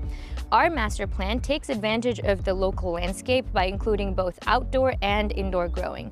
And our community center is designed to mimic the wingspan of butterflies and is home to our co-sharing and event spaces. Sustainability and circularity are a priority. Our food systems emphasize agroecology and is coupled with low and high-tech options. Some design innovations include geothermal loops, thermally efficient passive design, and anaerobic digestion. Our physical infrastructure derives from our values for social impact. We transpose the Sustainable Development Goals onto the local context, thus creating the AMS Cater pillars of integrated community-centered design. We want to plant the seeds for a flourishing farm through a 501c3 structure, which will be composed of local leaders, and nurture the farm through a mix of revenue streams. Grow fresh produce year-round and allow the farm to blossom into a place for education. To increasingly reap the benefits, we recommend a living lab structure for iterative experimentation and implementation of everything from food systems to economic supply chains. We designed by doing, and we learned from local and global pioneers.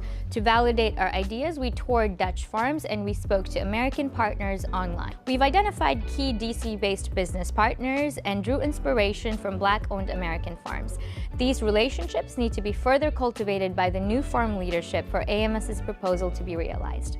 Thanks to the cross-pollination of our international and interdisciplinary team, combined with the expertise of local and global partners, we were able to create the outlines of the cocoon from which Ward 7's butterflies can blossom. We hope to trigger a butterfly effect, and for that we need your support.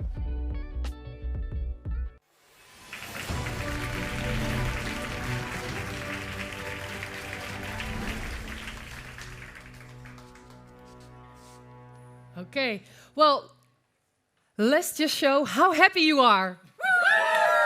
Woo! When you walk down. So I can really feel your team spirit. So how was actually the team process throughout this whole journey? Oh, not me. Okay. You are the spokesperson? Yeah? I guess so. Okay. I'm kind of like the dad. The dad. So the team was quite large. We had 16 Yes. students, but luckily we're almost all part of the same master's program from AMS Institute. Yes. And therefore we could meet regularly in person, which really made the team a real tight-knit group. Yes. And I'm just super proud that we're all here. Cool. And what makes it really tight-knit? How can you notice? Well, so we're all really working together very well. We're all also friends. We met also Jen, who is from Germany. Oh yeah, Jen. And by working together very hard, we formed this really good bonds as well. So we're really happy to be now here all together as well. Yeah. And was it ever challenging, this challenge? Yeah, what was challenging? I think combining all of our concepts together, because we have many different disciplines, and that's part of such a challenge anyway. But we worked in different groups of architecture, engineering, social, economic, and bringing it all together and using social as sort of the foundational aspect of it and going off of that. So that cohesion and storytelling, I think, was hard. Yes, I can imagine. Sometimes you just butt heads, right? No, it's a social impact. No, it has to be designed well. Right? Yes, you nodding. Yeah, I can imagine. Okay, well, you made it to the top 3.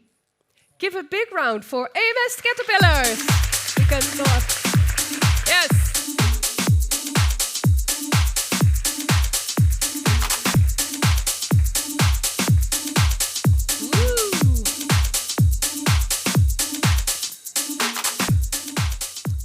So Nona, we are back. We're back again.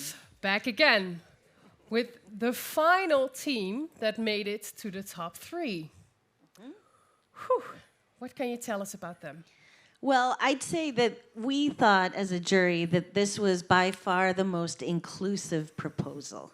Okay. So that it was... What do you mean by inclusive? Well, I think that, it was made up of a team of architects and experts and interdisciplinary, as we were all talking about, that's really critical to the success of these projects. But they didn't see themselves, as I think we were talking about earlier, as bringing ideas to the community only, but what would the community give back? Okay. And really acknowledging and accepting that the community is a designer.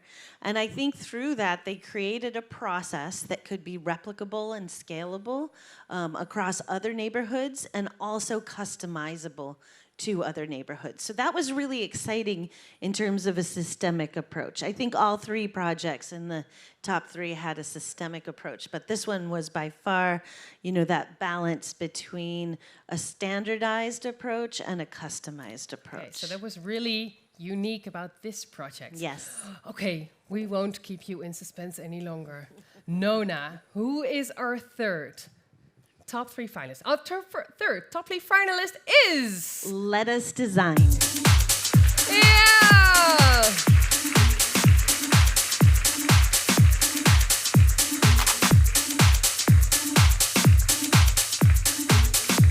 Also, yes, the lights here. Wow, so cool that you are here. Cool. Okay, you made it. Okay, you can come a little bit closer here so everyone at home can see you. You don't have to squeeze into the background, it's fine. Cool. How do you feel? Yeah, great. Great. Well, now you're on stage. How do you feel? Excited. You are a bit like excited, but I can feel it. Okay, well, let's look at your concepts.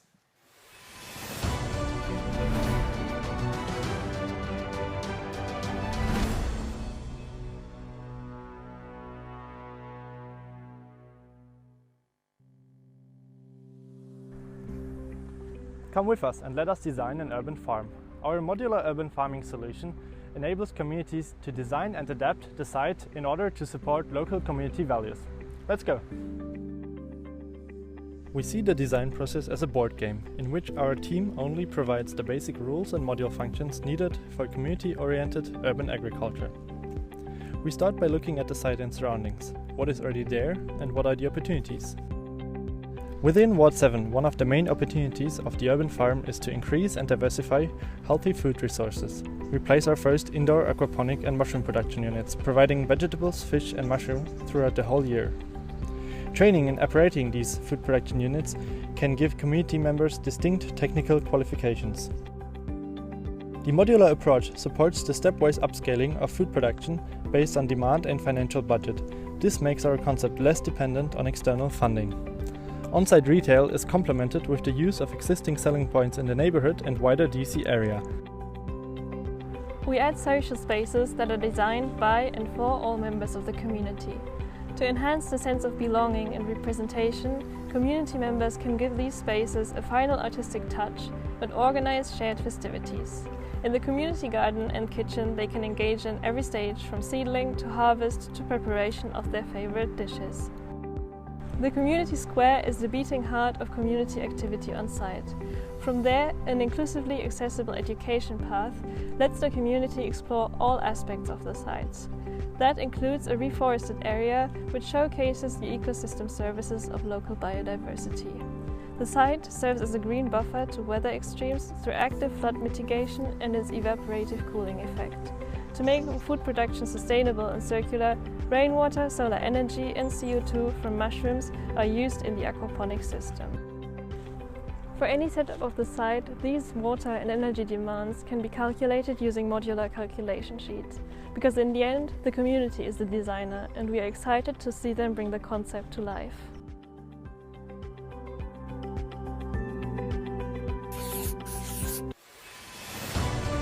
Yay!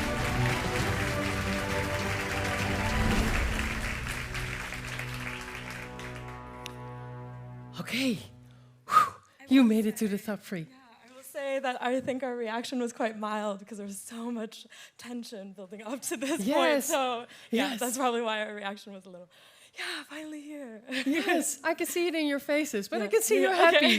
That's the point, right? Yeah. Cool. So you're very happy. So what do you consider the key to your success? I think it was actually really trying to put ourselves in the in the shoes of the people of the community, and trying to understand maybe what they would want, and that's basically why we really pushed forward with the modular concept and the gamification, because then they're actually more part of the design process and also are a little bit more empowered and they have more of understanding of how it grows. And what is it that you heard about their needs that you thought, okay, we really need to incorporate this into our design? Yeah. Oh, yeah. You can also flexibility. answer. Flexibility. Definitely. Yes. So that people So what did they say then? That you thought, okay. Because the needs can change from community to community, and Word 7 is not the only food that's on Earth. So we designed our concept in such a way that it can be scaled up or down, and then it could fit many communities all over the world. Maybe not all over the world. Perfect answer. I totally get that. So was there at any point that you thought, I think I'm just going to quit? Adriana? No, actually not really, even though sometimes it was challenging to talk about the different concepts in the beginning and actually having people from different backgrounds and different education. Yeah. But I would never think about that. Never quitting? Never. No, what was a moment that you thought, okay, this was difficult? Yeah, I think it was maybe combining with my studies and having many things happening at the same time, and then you have to think what is the priority. Yes. So at some point, this one was also the priority for me to pursue this, because I know that team relies on me as well as they rely on me. Yeah. Great team spirit. Who recognizes this, that it was really difficult? So then you have your studies and your job on the side and this project and another commission. Yes, I can imagine. Yes, okay. And what did you have to leave out of the pitch? Because you only had 2.5 minutes, but did you really want to share with the audience here and at home? What was it that was cut out, but you really want to tell? Maybe I think it was something that we had to leave out of the pitch, but also out of our report, is that we put a lot of work into our calculations of how it performs environmentally, and there was just not enough space. So there's a lot of work behind the flood mitigation and the general environmental performance. Yes. So there was something you had to leave out, but there was so much work that no one got to see. Yeah. But now they know. Yeah, hopefully. Cool. Okay. Well, thank you so much, team. LettUs Design.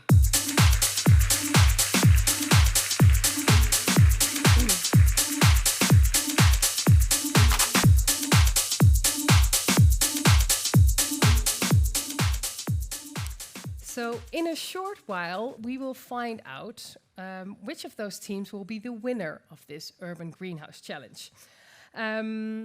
But even if you haven't made it to the top 3, your efforts are widely recognized. Also by the big boss of this university, the Rector Magnificus. He's here to congratulate you all and to share his thoughts with you. Let's welcome him on stage, Arthur Mol.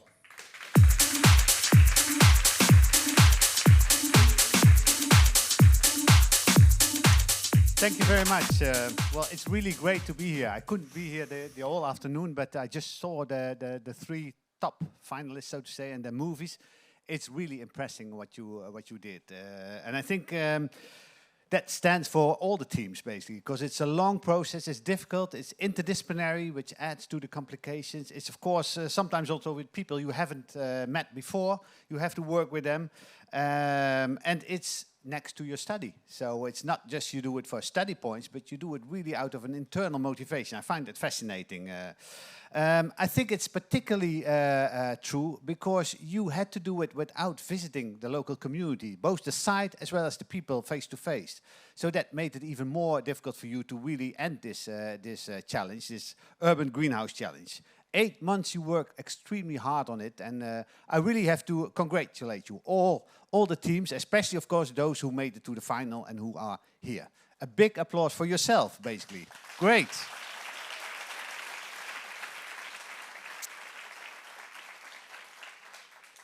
And I also want to acknowledge a little bit those who have supported this, the 3rd Urban Greenhouse Challenge. And of course, that's in the first place the team at UDC, at the University of District of Columbia at CAUSES. So especially Sabine O'Hara, Anna Franz, and Eric Harris. I think some of them are here. Yeah, here they are. Great. Thanks a lot of all your effort you put in it, in collecting all the information, in talking, of course, to the teams who are there and supporting the entire challenge. It's really appreciated for us. A second group is, of course, the partners of the challenge. And, of course, their logos are here behind. I think what they did in time or in expertise they put into it, I think it's really being highly acknowledged. And especially I want to mention a few, especially Tiffany, Sue, should be mentioned. She's also here. I think, yeah, Tiffany, thanks a lot for all your work. You've been a tremendous coach. You have been in the selection committee member. You have been an ambassador of the challenge. It's amazing what you did for the challenge. And I also want to mention the University Fund Wageningen and the Wageningen ambassadors, who also put a lot of support in that, and maybe also a big hand for them.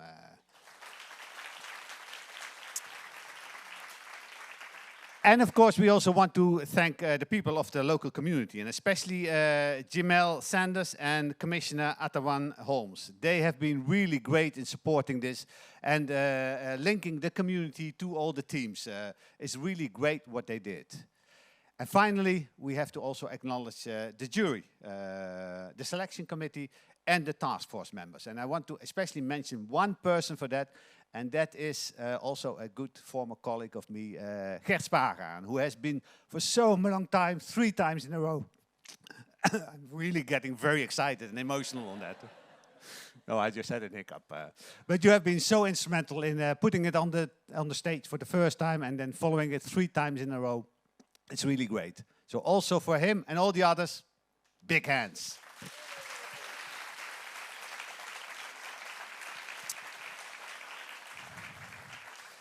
Okay, we had now almost, because we are still not sure who won this challenge, but we had 3 times an Urban Greenhouse Challenge, and it's time to move to other subjects. But I want to mention a few things. So what we did is organize from Wageningen University Research 3 times such a challenge. And quite in contrast to the very polarized world, we did it once in Europe, here in the Netherlands, once in China, and now once in the US, which is really, I think, amazing. We just covered the globe. I think the global leaders should follow us in that, doing that. It was the first time in 2018 when we came up with this idea, and Gert Spaaraan was very instrumental in that. Also, students were very instrumental in that. And after that, I think we professionalized that. And over 900 students have followed one of the teams in those 3 times a challenge. And I think that's really amazing. And they came from everywhere. And they really had a major personal and professional growth during that challenge, but also they came up with a lot of new innovative concepts and ideas, and sometimes even technologies. Very visionary, and basically also what they did is they inspired our partners at the 3 locations, of course, but also a lot of others. So I think that's really fascinating. But as I said, we have to move on. So this was the last time we did really an urban greenhouse challenge. And I'm happy to announce that next year we will move to a different topic.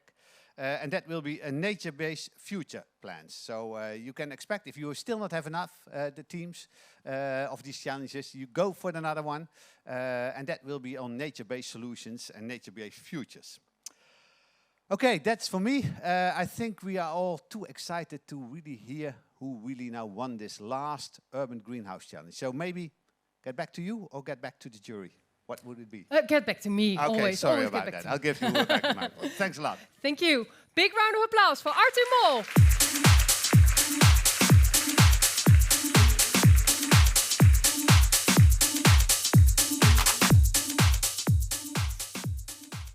Okay, so this is the social impact edition of the Urban Greenhouse Challenge. And this means that the students always put Ward 7 at the heart and the center of their design. So therefore, there is also a local community prize, a community award.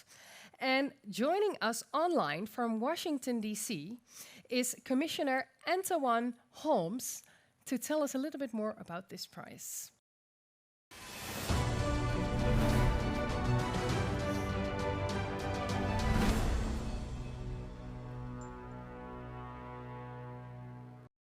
Wait a minute, I don't.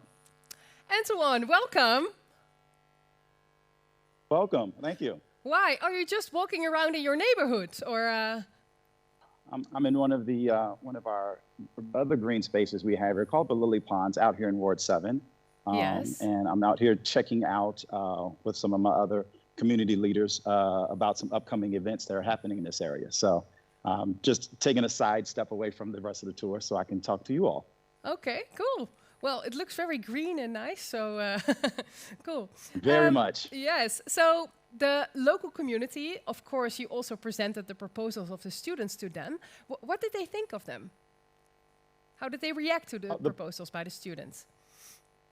Fantastic. So in terms of the presentations, and as we've looked at them and shared with the community, basically to be able to see some type of transformative design, where the land is actually being productive was really something that community definitely wants to see.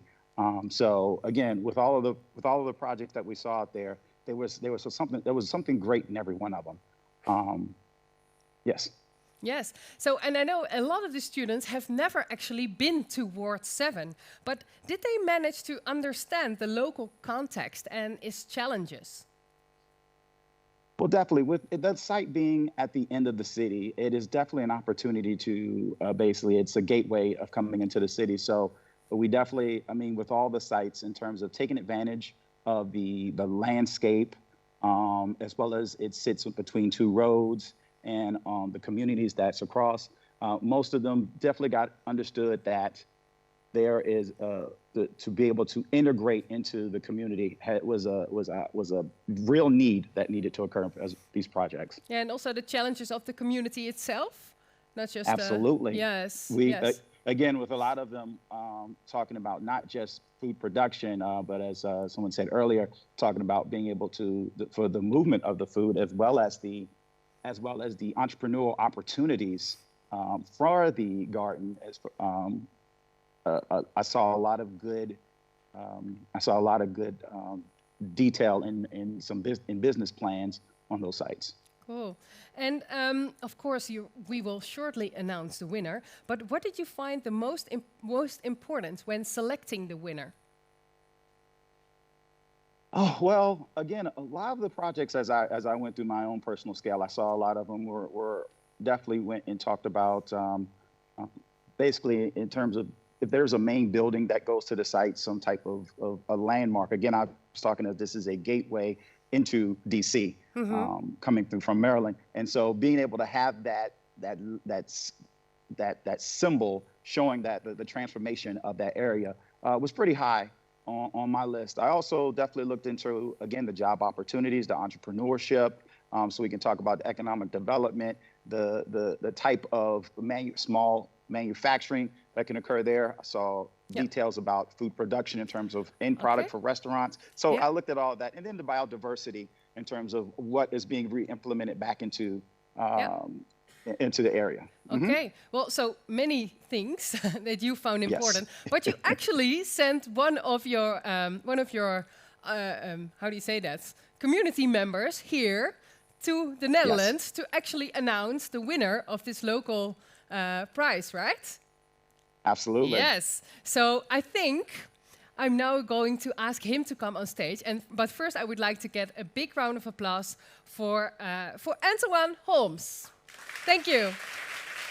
Thank you. Okay, as I said, so we have one person here coming all the way from Washington, D.C. to hand out the Local Community Award on behalf of the local residents. And he was part of the selection committee and closely involved in the challenge throughout his duration. So please put your hands together for Eric Harris.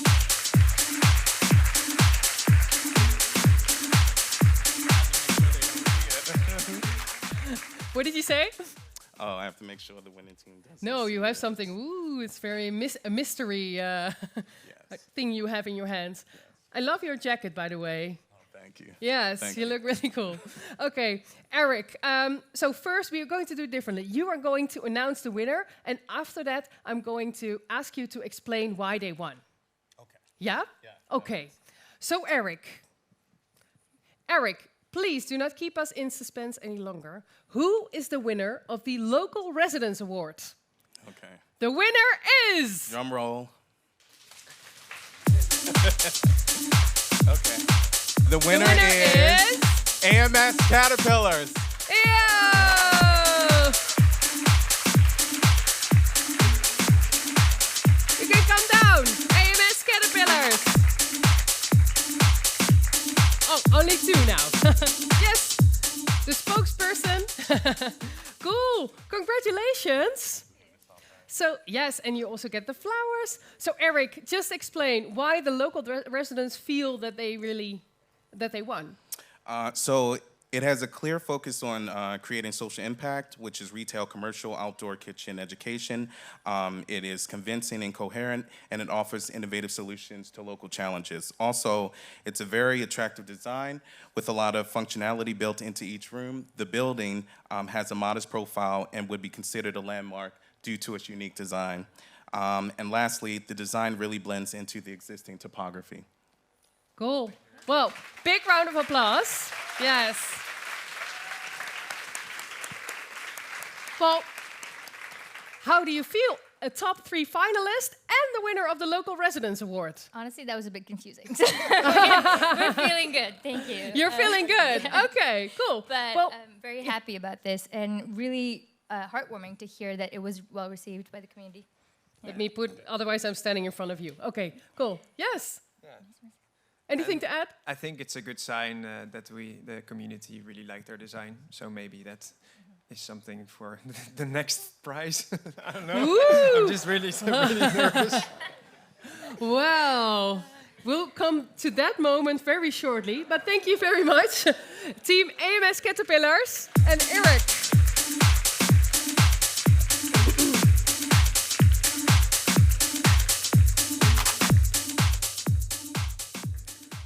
So, the moment we have all been waiting for.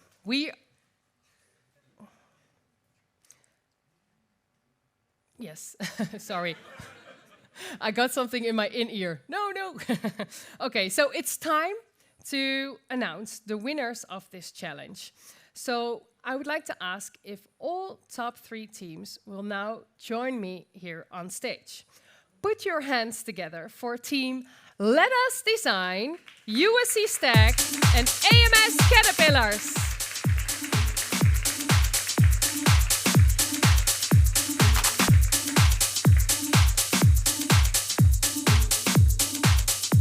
Oh, all of you are coming on.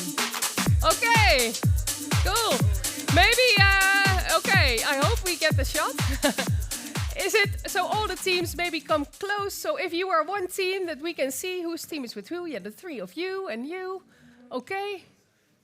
Yes, maybe multiple rows we can make, or you can also sit on the floor so we can all see you.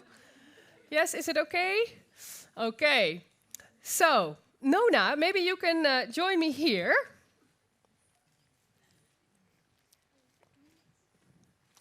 Because you are going to announce who the winner is. But first, we are going to announce the title of runner-up.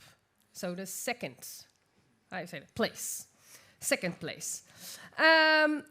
So let's start with the second place. All right, we will start with the second place. So first, why? Yeah. Well, I think that what we really enjoyed was this idea of reimagining an ice cream truck from the words of the group themselves. And I think that, as was said earlier by Sabine, that this was something that was integrated into the history of the culture and really rethinking, you know, food distribution. How do we get food to people? And that we saw that this could be partnerships at the local level, at a national level, at a business level, that, you know, you could utilize technology to make the system even more robust as you continue to work on it.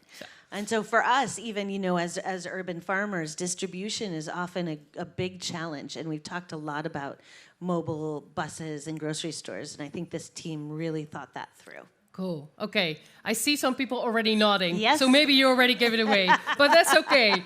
So the title for the runner-up of the Urban Greenhouse Challenge goes to USC Stack. Yay! You can give it to them. You. So, Calder. How do you feel? Very happy. Yes. I'm very excited, yeah. Yeah. Yeah. Yeah. Very excited. You're the second place out of 30 teams. Yeah, a lot of hard work, a lot of dedication, and a lot of love and passion. Yes, Yeah. I can imagine. Okay, well, thank you so much. Team USC Stack. Thank you. Yeah. Maybe you can go upstairs. The stage. Yes. Okay, Nona. Okay. But now we are. Yeah. Okay. Oh, I'm just so caught up in it. I really want to announce the winner, but we have to take it slow. So now we are going to do it a little bit differently. Okay. Because first we are going to announce the winner. Because otherwise, if we first say third place, then the winners also know it. So we are going to announce the winner of the challenge first. And I'm not going to ask you to give a little bit of the justification about it, but just say who the winner is. Sure thing, I can do that. Are you ready? I am. Okay. I will say the winner of the Urban Greenhouse Challenge of 2022 is... LettUs Design.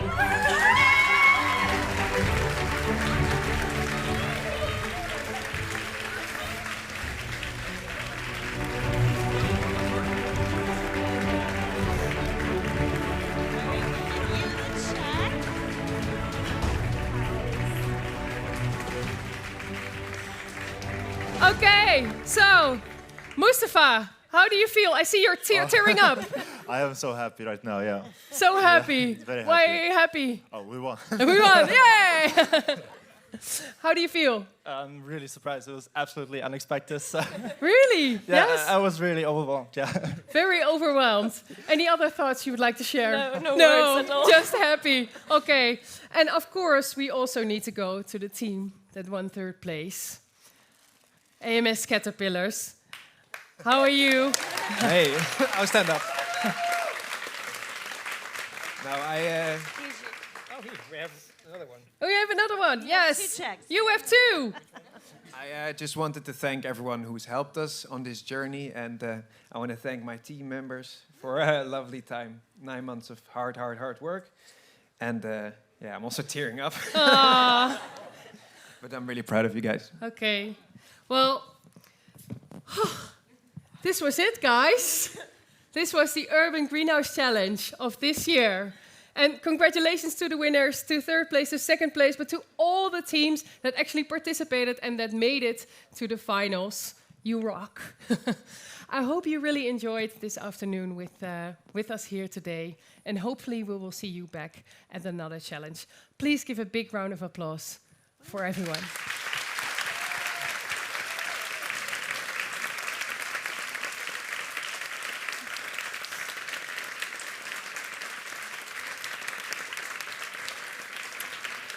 Thank you very much for everyone watching at home. Thank you very much to the partners, to all of the teams. Hope to see you next time. Bye-bye.